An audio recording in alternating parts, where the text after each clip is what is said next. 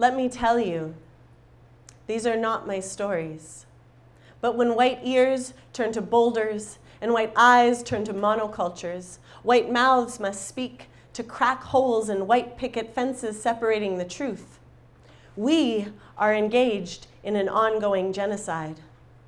Let me tell you, these are not my stories. I did not have my children stolen from me, did not watch my brothers or sisters or cousins murdered or battered or starved or neglected, nor give up on breath to escape the suffering of schools built by violently misguided priests.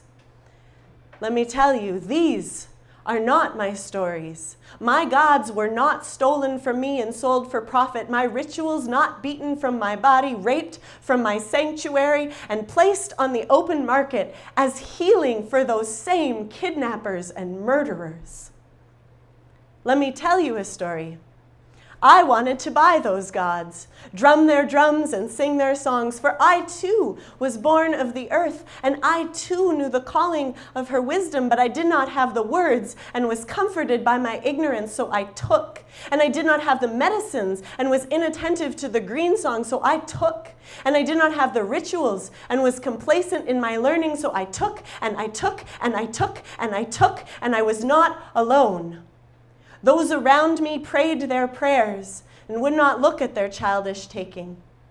And some gathered together and called themselves shamans or medicine men and called out in languages tongues were cut for, but never once stopped to question their forgetting theft.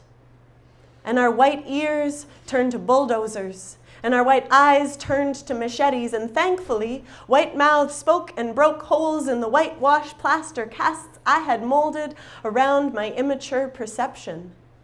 And I saw my taking heart by humbling myself to the fires of my initiation into motherhood, remembering the pouches of responsibility I must always carry as medicine to my children, wondering if when the children were stolen, the cultural spinal cord was severed, the songs and stories dying in the hearts of the elders, reminding me that my elders stole their breads, which I ate with gusto because I knew nothing but my empty belly.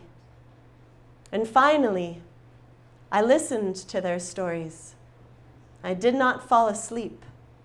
I let the nightmares fill my bones with grief, and let the horrors build my cells with resolve, and let the resilience move my heart to speak of a story of decolonization, my part written in the unsettled blood of my moon, grounded in my own placelessness, with mourning for desecrated ancient graves and the empty villages of tomorrow, knowing that these new stories will not be written on white pages by white hands that have become nooses, but with the footsteps of the people.